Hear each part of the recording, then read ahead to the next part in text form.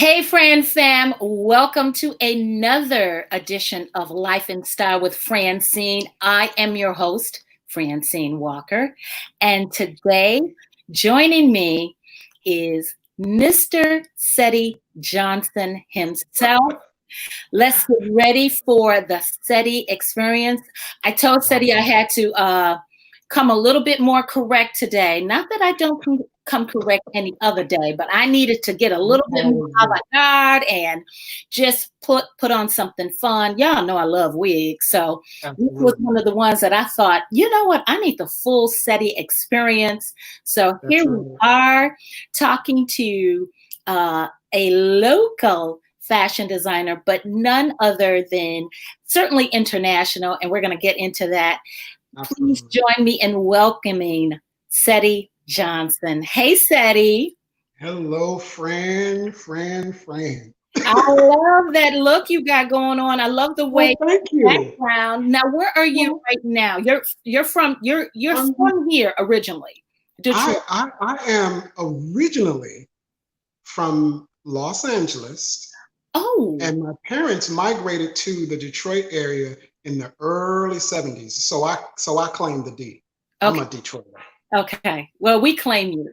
That's simple. And yes, I am from the area. Yeah, absolutely. Everybody, I posted this. I said, "Oh, you got a lot of love, man, in Detroit." I'm telling you. Someone, I think it was Arnetta. She said, "I went to school with Cedi, and we knew he was going to be something."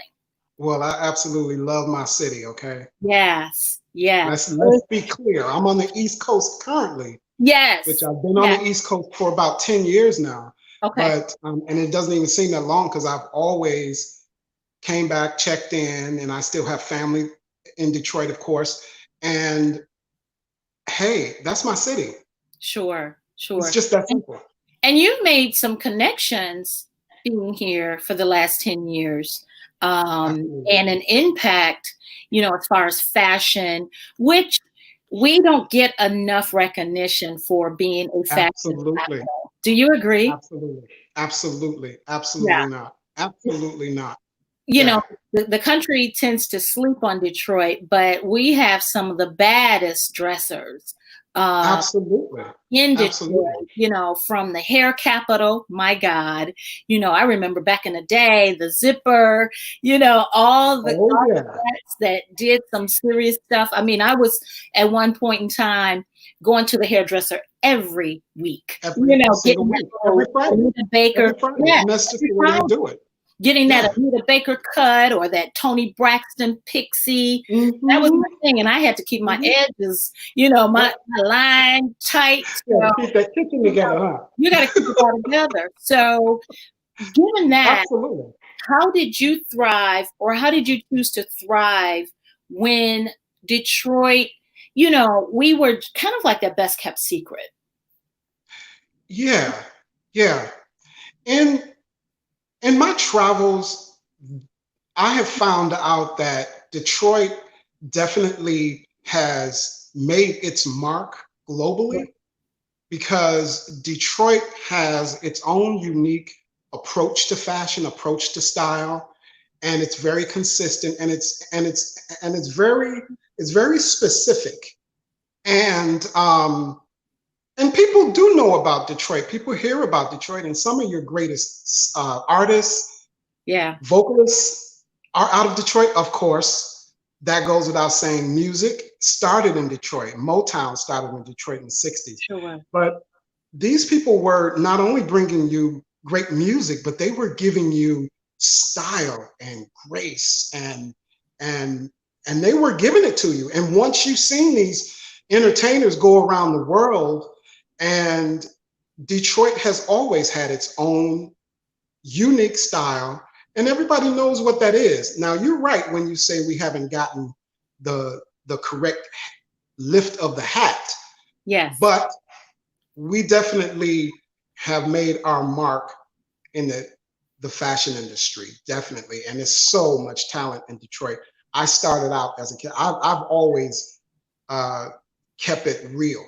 Yeah. I've always kept it real in Detroit. I've always talked about being from Detroit. I'm very proud of being from Detroit. I'm a definite product of Detroit Public Schools, DPS. Yeah. Yeah. Proud, Now, when proud. did you've also taken a unique approach, talking about Mhm. approaches, right? When did you realize that this is what you wanted to do?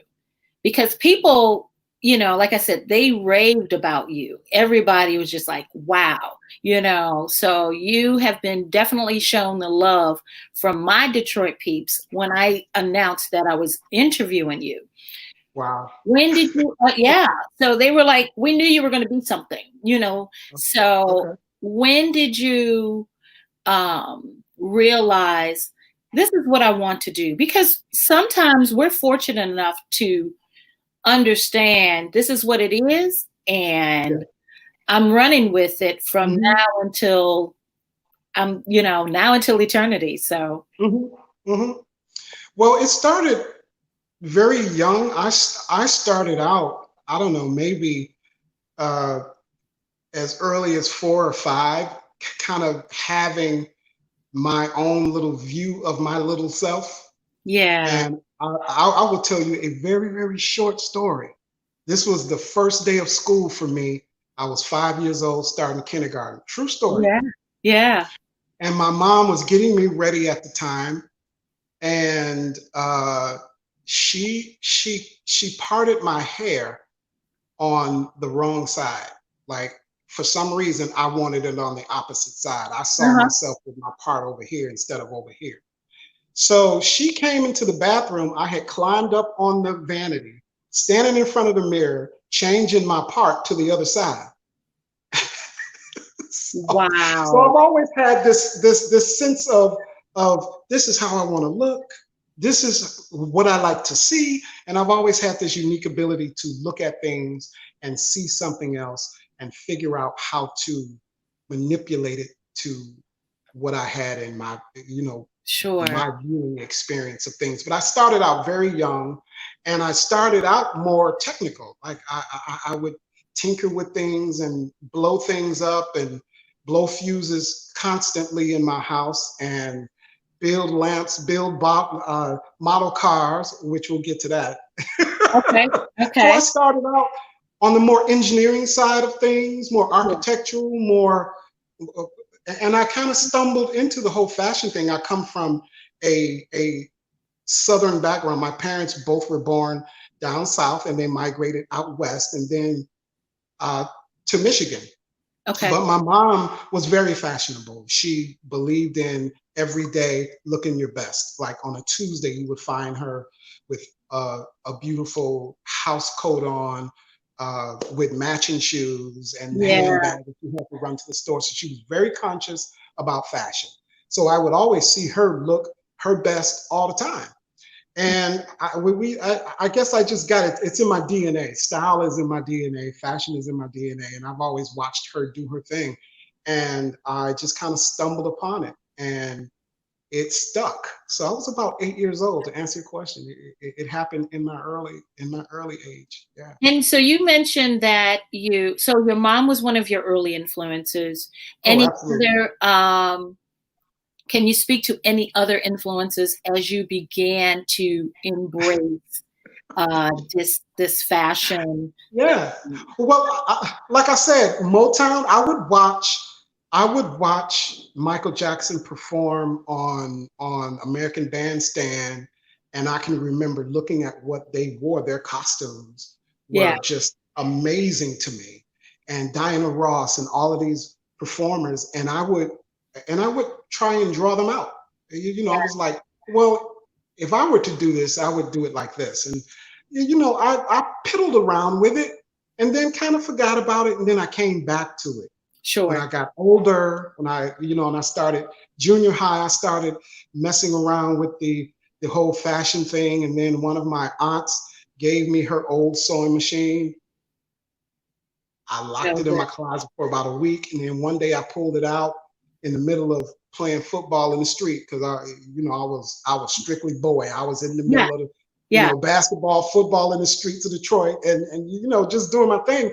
And one day I went in and I pulled it out, and started messing around with it and just figured it out myself. And after that, it was downhill.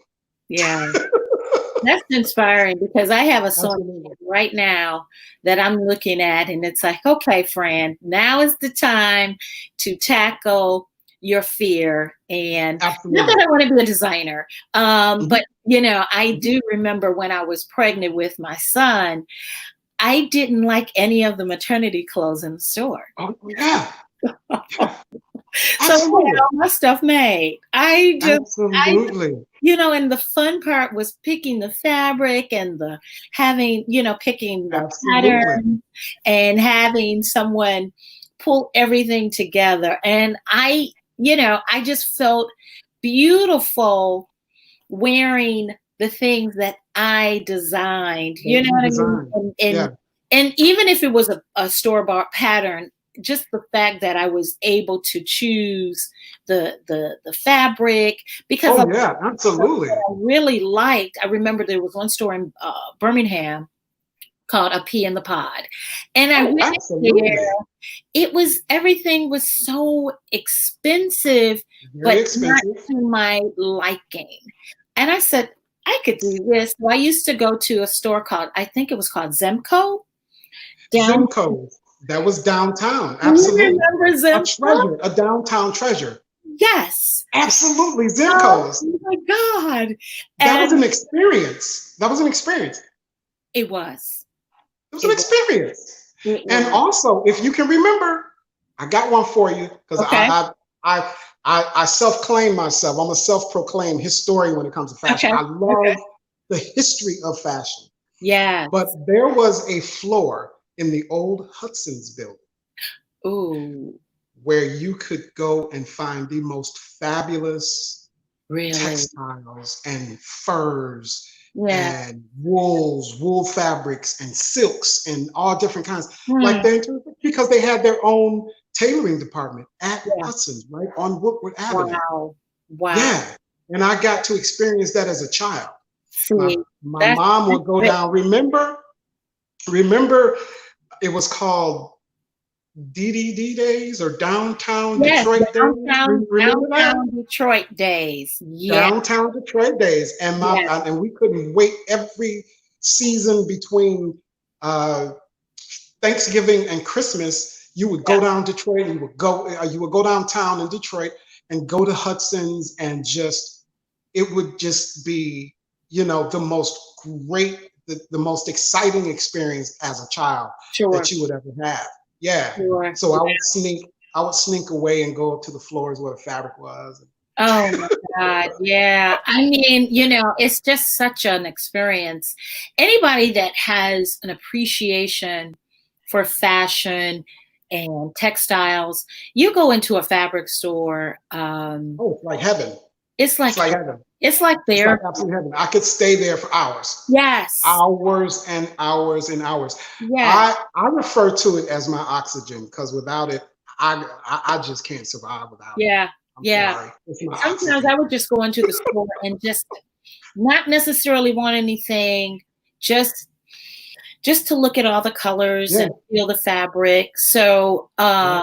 so you had an unusual or unique experience from a lot of children that you got to go to the one of the floors in Hudson's. So, Oh yeah. um, Everybody else would detour and go to the toy store yeah, and or the floor where all the toys was and the candy. I mean, that was good, but I sure, was like, you know what? I'm never going to get this opportunity to to get in this you Hudson's knew, store yeah, and really um, see something fabulous. yeah, So that's what I did. I skipped on up to the fabric store and I was just in awe. I would just stand there and just look at all of the different textiles and the textures and the colors and yeah, the fur trims and the leather gloves, because this was just the place for your women who lunched in Detroit and yeah, your professional women that work downtown. yeah, This was their haven. This is where they went to have their dresses designed, and alterations. They had an alterations department. Sure. So yeah, you could buy your dress on one floor and take it up to the other floor and have it altered the same day, and Yeah. they would probably either deliver it to you at some point or whatever. But it was just a great experience. It was all a full experience, Yeah. and it was Yeah. wonderful. Yeah, so I Um, got a little chance to experience that. you have, so you're originally from LA, migrated to Detroit, Detroit, early with your 70s. family. Um, but you've been all over the world. You know, you didn't just stop at Detroit. I never stopped in Detroit. Never stopped to Detroit. You know what? Detroit has been everything for me Sure. because I went to school, grew up on the west side of Detroit, and went to school in Detroit, and just have had a great experience with living in Detroit, Mhm. and went to vocational school when I went to high school, and that's how I kind of migrated into the engineering side of things, the whole Sure. technical thing. I was very interested in that, alongside fashion. That was kind of like my side interests at the Yeah. time. But Yeah. I was very interested, career wise. I was very interested in the engineering side, and I ended up right after high school, starting with one of the top three. Started working for General Motors, and at that time it was slash EDS, a subsidiary of Yes. General Motors, and I started Wow. there Yeah. just out of high school, and I made it an entire career. But at Yeah. the same time, I never forgot about what my passion was, what made me breathe, and that was style and fashion. And Well, would I you say you mentioned that you used to build model cars, you know, oh your yeah. engineering background. Would you say that inspired in some way? I mean, it's hard not to filter that experience, but it does. Mhm. Would you say it has influenced Absolutely. your Absolutely. design as it relates Oh, to your life? oh, absolutely. Yeah. Absolutely. I'll tell you a story about when I used to put my models together. Like, I would look at the box, and it gave you the the um the example of what the car should look like when you're finished with the model car, right? Putting all Right. of these parts together. By the time I got done with it, it looked nothing like the picture on the box, because I would take the hood and spin it backwards and put it on the back of the car and create myself a wing with the Yeah. hood of the car instead, and painted these really crazy colors. I changed the wheels from another model. So I Yeah. was designing cars. Yeah. Before I was designing dresses, I was designing cars, because I Yeah. was just amazed by the fact that I could take all of these parts and turn it into something that I saw up here. And that's where design will come in. So this is a great influence. It's the Yeah. same concept. It's Yeah. engineering. It's taking a group of things and turning it into something else and making it do what you want it to do. So it is a direct connect when Yeah. it comes to style and fashion. Absolutely. Yeah. I'm going to ask you to indulge us in a little bit of name dropping on some of the um, divas and fabulous women that you have had the honor to design for and Wow. create. Um, you know, just Yeah. give us a few. Just tease us a little bit. Just a few. I don't know if you've heard of this little girl, but she's very talented, and you might have heard of her. She's from Detroit. Okay. A young lady by the name of Anita Baker. Hmm. Mm, Oh I yeah, might have heard of her. yeah. Yeah, I've heard about A her. home girl. Yeah, yeah, yeah. Anita And sounds familiar. uh-huh. Yeah, and I started. We she was introduced to me by one of the most greatest producers in the world, Michael Powell, Yeah, and I had the pleasure and the honor of designing dresses for her, uh, for yeah, a good 4 or 5 years in the early 2000s while, as I was in Detroit. I was still living in Detroit. Yeah. Had a beautiful store down on Woodward, down in Merchants Row, with Mark England, Yeah. rest his soul. Yes. He's absolutely amazing. And that was my business partner for years. And we started designing for Anita. We started designing for Cisco, who is an awesome vocalist. From there, we would have celebrities that come in, and we would host cocktail parties for some celebrities, and they just heard about this wonderful little shop on Woodward that displayed fashion on 5 or 6 screens going across the building, and you could drive down Woodward and watch a fashion show from Paris in the middle of the night. And so from there, I mean, Vivica A. Fox, I've had the honor of doing that. Patti LaBelle. Yeah. Anna Maria Horsford from the Wayans brothers came in for a convention, and I was asked to show a collection back in the late 90s, and she literally bought the entire collection. Wow. Came back up to my suite, and she was like, honey, if you can get me my stuff in 2 weeks, you got a new client. I was like, oh, you don't know me. I know. Cedi don't play. Yes. Cedi will have your, and I got it to her in 10 days. So there you go. Now, I thought I read something about, I don't know if this name rings a bell. Dorinda Clark Cole. Does that name ring a bell?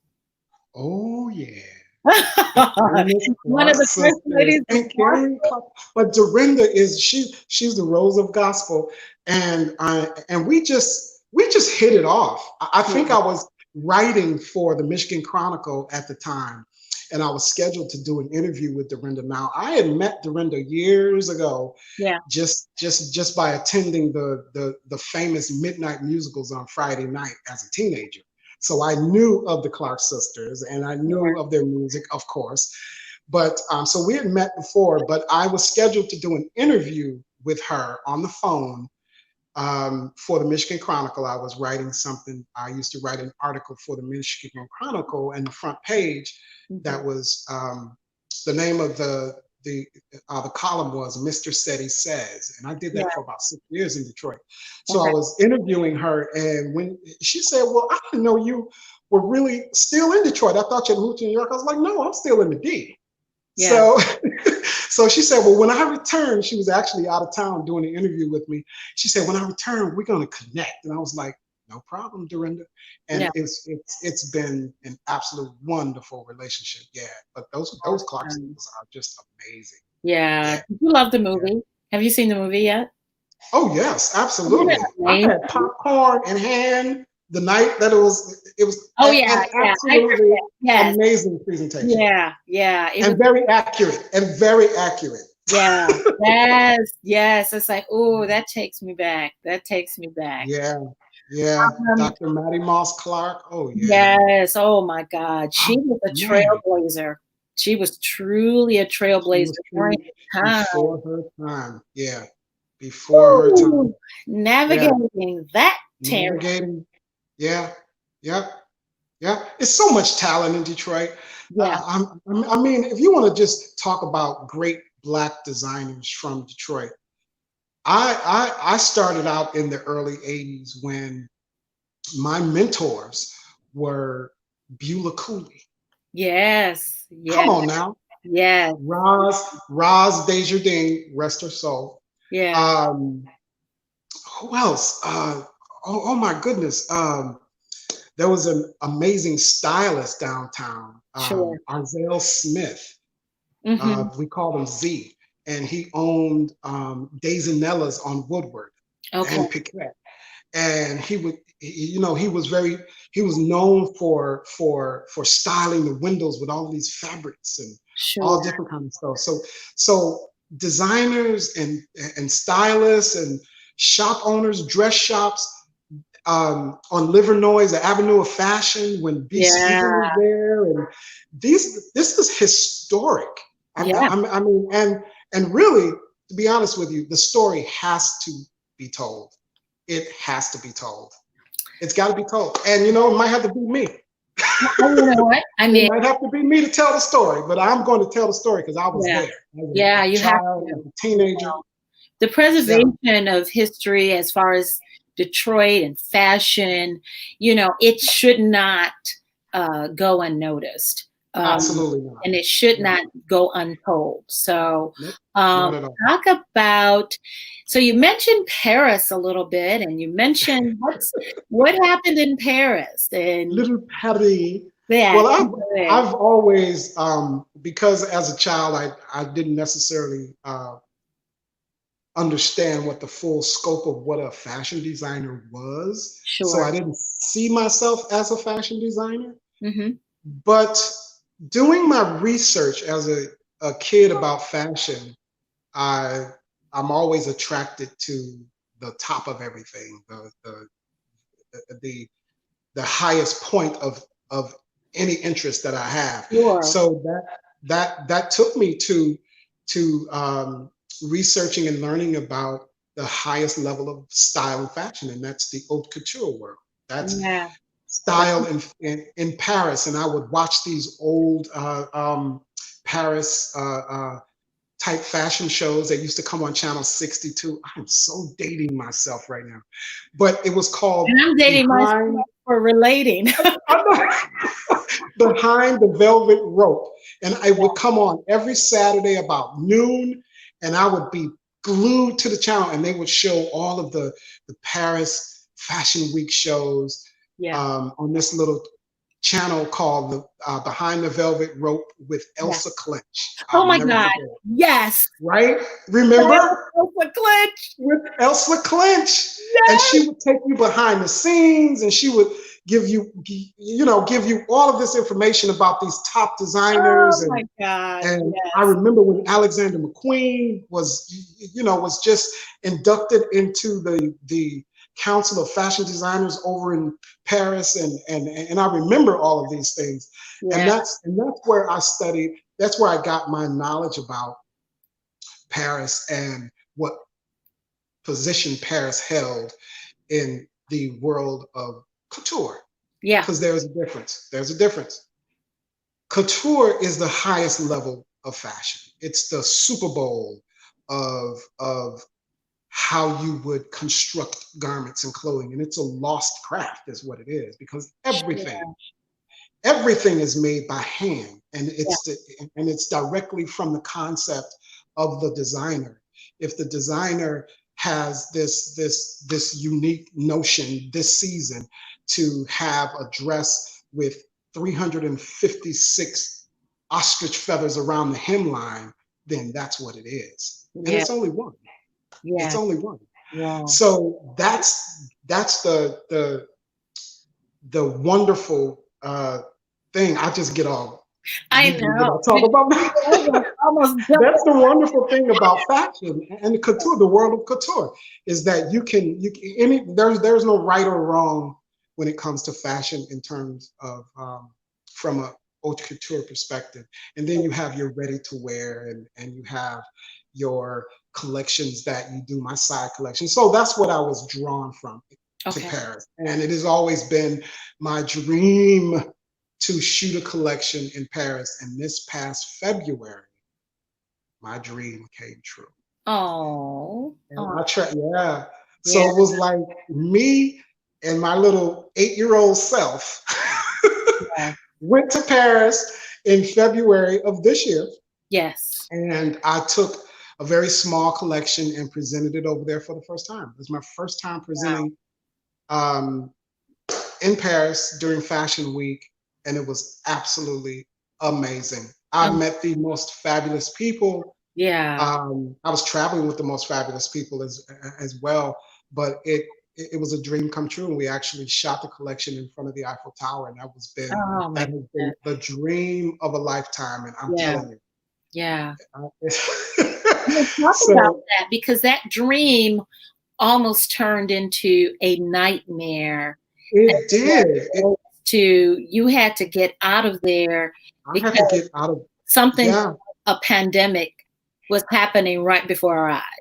absolutely. And we really saw it unfold there while we were in Paris. Yeah, I think I was scheduled to show my collection the Friday of, I want to say it was February 28th. It was a Friday, I believe. sure. And I was showing my collection at 3 o'clock that afternoon.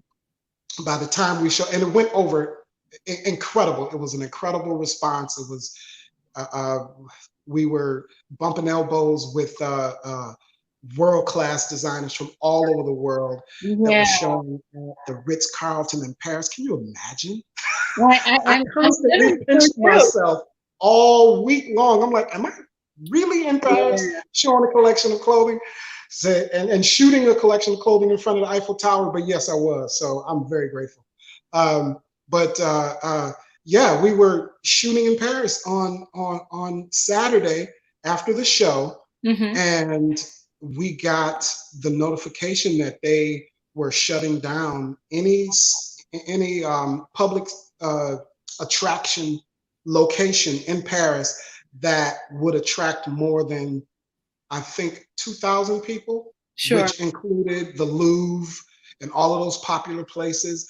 And by Sunday, they had took that down to 1,200 people, 1,000 people. So it was constantly getting, and I was scheduled to fly out on Tuesday. We ended up having to fly out Monday. Wow. So yeah, and that was by choice because I kind of keep my ear to the global, what's going on globally, and I was like, I need to get out of here Yeah, it's because one thing to want to be in Paris, but it's another thing to be forced to stay in to Paris. stay in Paris, and that would have created a whole different narrative that was not a part of my reality at the time. Yeah. So I didn't want to be in Paris as much as I love Paris. I didn't want to be in Paris on somebody else's, uh, you know, I know. from some other thing. But it worked out. We ended up getting back, and it hit, and we were right in the middle of it. When I got back, I was concerned about how it could affect me and everybody that we were actually traveling with. Sure. Because we were very free at that time in terms of social distancing was not even a part of the conversation, and we were going to public places over there, Sure. and you're just concerned, and then I came home with just not feeling well, and I was actually down for about 3 weeks with a real interesting case of what was diagnosed as pneumonia. And if you've done your research about what's going on with this whole COVID thing, it's really an aggressive form of pneumonia, and it affects the lungs. Yes. So I had every symptom that it was, and it scared the life out of me. And and I tested negative through all of that, through all of the symptoms. I tested negative, and I'm not asking any questions. I raised my both hands Yeah. because I'm clear about what the power of who I serve is. So Yeah. You know, it's that was a concern. I remembered, I think I was out maybe the ninth, just doing, luncheon and yeah. Hmm. kicking, because we had no warning as far as the US. Absolutely. Absolutely. We not so much a warning. We saw it was happening Hmm. everywhere else, but no warning where we had to like literally take cover and Sure. start sheltering in place. So I know of people about 6 degrees out, or less than that Yeah. were at parties and in where there was no Absolutely. social distancing. And Absolutely. it didn't end well. So I Yep. just know that I had a mild case of something, and I Mhm. remembered coughing or whatever. Yep. My son was like, "Mom," and "Why are you Yep. coughing?" He's like, "Oh, I'm okay. I just something, I'm just a dry cough or whatever." But it turned into where I It was turned. just achy Yes. and didn't want to move. And that went Yes. on for about 2 to 3 Mhm. weeks. So that was Yep. March Absolutely. right into Absolutely. April. Mhm. So, but I remembered saying right when this was happening, I said, "Ooh, there's a shift. This is an opportunity to either Absolutely. submerge Absolutely. or emerge." Ab- Absolutely. And Absolutely. what this pandemic was showing me is it is going to magnify who you are. And we're Absolutely. seeing that right now, right? You know, Absolutely. we had the Absolutely. pandemic, and then we went right into the uprising and the protest and whatnot. And Sure. folk are Sure. showing out. Hmm. Yeah. They're showing Yeah. out, Yeah. Yeah. showing who they are. They're showing up as their true And self, showing out. and they're showing Yeah. out. So But it's something that unfortunately has to happen. yeah, What in in my opinion, what has to happen, what we have to do as a people is rise above the surface of sure. what's going on Yeah, and really, really, really look at ourselves and position ourselves to come out of it a different level in which we went into it. sure.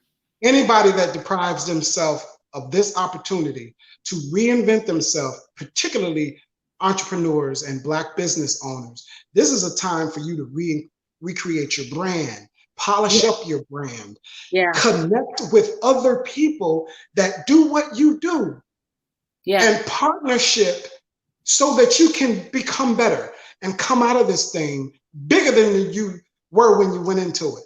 yeah, And that's really the name of the game. And it's making calls and making sure that your colleagues and your contacts and and your reference points are in their good health and playing together. yeah, Much more effective in and forceful when there's two yeah, versus just one. And that's what we have to do. We really have to make this thing work for us. And we have to sustain ourselves. We have to sustain ourselves. oh yeah. It's literally where it's like we could create a virtual Black Wall Street, Absolutely. where we're not Absolutely. necessarily, where it's not so, not to say, not no disrespect to the brick and mortars, but if we have a Absolutely. virtual Black Wall Street, Mhm. um, it is it's a little bit more difficult to burn it down. Sure. You know, Yeah. you can't really Yeah. attack a social or an internet infrastructure. Uh, Right. Exactly. it's a little Yeah. different. Yeah. What are you going to do? How do you do that? So Yeah. I know for me, it's like, okay, pivot. And I kept hearing that. And I kept hearing, Pivot. Yeah. the Yeah. gate is Figure open. it out. The You gate is gotta open. do it. You gotta figure it out. And why not take advantage of the fact that you really don't have a choice. You got to figure it out. Yeah. You have got Yeah. to figure it out. Yeah. And that's what we have to do. Nobody has a choice. I Yeah. think we were talking about it a little bit earlier in our virtual green room. Yes, I love it. We Yeah. were talking about the fact that this is a global changing of the guards. Yes. Yeah. And you have to be ready because when the changing of the guards happen, like over in Europe and Britain, uh, they, they don't necessarily want to give up their position. I was But just when, hearing you say they're but not. when it's time to go, it's time to go. So there's a group of people in this country that are kicking and screaming Yes. because now it's time to, step aside a little bit Yes.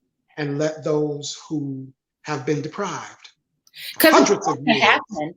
get what is theirs. it's And going that's just the bottom line. Yeah, I mean, it's inevitable that it's going to Yeah. happen.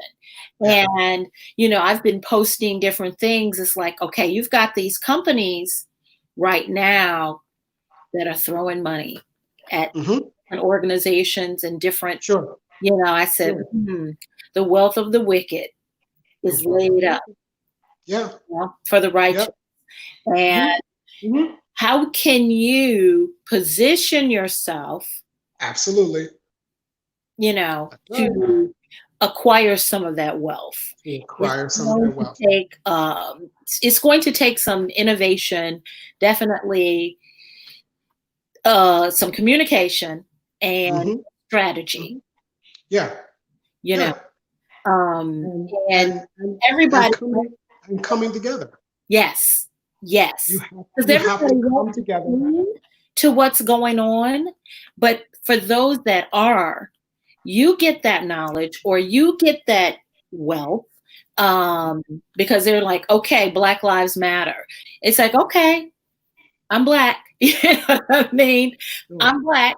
Thank you. You know, and you bring it back to up, not so much to bring up somebody else, because me thing is just not gonna fly.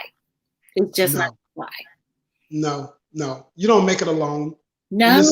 In this world, you don't make it alone. Yeah. You have to have a village Sure. that supports you, that believes in you. And I've been so grateful to have clients in Detroit that I've known for decades and that have believed in me when I was not designing at the level in which I'm designing now. But they gave me a chance. They gave me a chance and they said, you know what, it's something in you that I see. Yeah, go ahead. You can make me a dress. And I was literally practicing. Sure. And I have been very fortunate to have a plethora of supporters and people that looked at me and believed in what I was doing and knew what my passion was before I knew what my passion was. Yeah. And I'm forever internally grateful. Yeah. I am in the season right now of gratitude, and there is victory in gratitude. Yes. And I'm just grateful right now for everything that I have, everything that is due me later on, and everything that I've experienced in the past. And I'm just grateful for it all. Yeah. I have that conversation with everybody that I can on a daily basis. Grateful. Just be grateful. Learn how to be grateful. It is something in being grateful. Yeah. I just said something. I was saying, you know, sometimes people are going to say no. Yeah. You know, yeah. You got to get used to but you have to get used to that and know that you need people that have the resources. Absolutely. To take you to the next level. Yeah. So get comfortable with the no. Oh, sure. And saying, okay, next. Well, no is a part of yes. Yeah. That's what I found out. Yeah. No is a part of net. In fact, I have sometimes set out to get a no. And look around and be like, oh, I actually got a yes. So it's and getting a no makes you grow. Oh. That's how you grow. Yeah. Getting a no makes you grow. It's a brick and it builds you up. And when you get that yes, you're ready. Yes. Yeah. And you'll appreciate that yes. Yes, like build you up. Who you are and what you do, everybody is not going to get it. But thank you. At some point in your career, if you trudge ahead and keep going with it, dream big and keep dreaming big. Life is shorter than a dream. So dream big, dream the biggest that you can dream in your head. Sure. And then when you're done doing that, dream bigger. Now, is that part of the manifestation? I read something, your Dream Big program. Campaign? Yeah. Yeah. Yeah. It was a campaign that I developed about 10 years ago, and it was part of a campaign while I was in Detroit. Actually, Yeah. it was probably the last campaign that I did in Detroit in terms of building a new brand, building my business. And one of the things that we did, it was attached to a nonprofit organization that we raised some money for, Okay. but it was called a Dream Big Project. Okay. And it was the way that we fundraised was we sold bricks to the building, to an imaginary building, Yeah. and that was the building of dreams for artists, Wow. for young designers and young artists. And it was, one every large building starts with one brick. That's The amazing. Empire State Building, Yes. one brick. The Yeah. Eiffel Tower, one little screw. Yeah. It starts out. So that's what it's all about, and it's building uh, legacies and building fortunes, and understanding that every large, bigger than life existence starts with one little idea, Sure. and that one little idea can be yours. So I always encourage young artists to dream huge, dream Yeah. big, dream outside of the box. Yeah. And this whole epidemic, this whole thing that we're going through now has forced us to think outside of the box. Yeah. And that's Yeah. what we have to do. Yeah.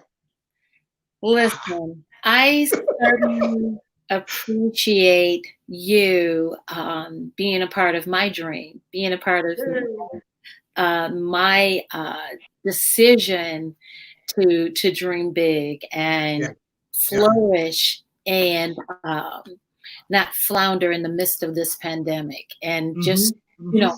hearing the instruction, the gate is open, and verse in just Yes. going forward, it's like, okay, it's like what? So it's like the gate is open, no other explanation, just the gate is open. It's like, The gate okay, is open. because a lot of times you can hear the gate is open, or the gate is opened for you, or the stakes are lifted and there's no more Sure. cage, but you're Sure. still acting as if you're shackled. Um, Exactly. and Exactly. it's like there's no door, there's no, there's nothing, but you're Walk through. still in this same space, and Absolutely.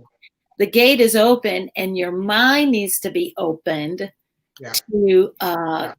run with it, Yeah. Because I said, Yep. I thought about that. I said, the gate is open. It's like, I'm not a horse, but That's because I right. thought of Walk through it. it's like, Go through it. maybe you're not a Go horse, through it. like just take off, Yeah. So I appreciate as I'm taking off, you came on one of the shows and was cheering me on and shared it Absolutely. with your people. So that blessed me. I was talking to somebody and they said, well, I won't be able to make this this show. I won't be able to watch it. I've got something else going on. And I said, listen, I know you love me. Yeah. I know you We all do. and even if I thank you, honey. Even if you can't watch right now, I Absolutely. got to do what I got to do. That's right. I have to do That's what I right. got to do. I still got to Absolutely. get up, ask, and sometimes get no, sometimes get ignored, Mm-hmm. but it's Mm-hmm. like, well, maybe you're not supposed to interview them today. Maybe they're, you know what I mean? So, but at the same time, it's less about, okay, who's watching and who's not watching. It's more Mm-hmm. about, are you doing what you're supposed to be doing? Yeah. That will come, Yeah. Yeah. So, Yeah. And when you do that, Fran, you literally may readjust the direction of one person's whole life trajectory just by something that you mentioned, something that you said. sure. So it's worth every moment that you sacrifice, Yeah. because if one person gets it, and one young child might be looking at this, one young person might be looking at this interview that we're doing right now and say, Yeah. you know what? He looks like me, and she looks like me too. And hey, I can do that. I can actually do that because they did it, so Sure. I can do it. So yeah, we win. Yes. We win. We Yeah. win. Oh my God. It has been We're a winning. pleasure and a joy and an honor to talk to Yeah, you today. absolutely. And I just trust that you're doing well and you're going to keep doing great things, and we'll keep a watch out. Absolutely. Oh Thank yeah, absolutely. you. Great things. Thanks for I'm coming designing on. What you got I'm going on? designing collections Okay. and collections for seasons and seasons ahead. So I've had plenty of time to be creative Yes. and plotting out my my re-entry across the state line back to Michigan so I can Sure. entertain and show you guys what Yeah. I've been working on. So I always include Detroit. I don't care Yeah. where I'm at. As much Well, as let I'm us not in know. Detroit, We'll figure out a absolutely. way to feature it.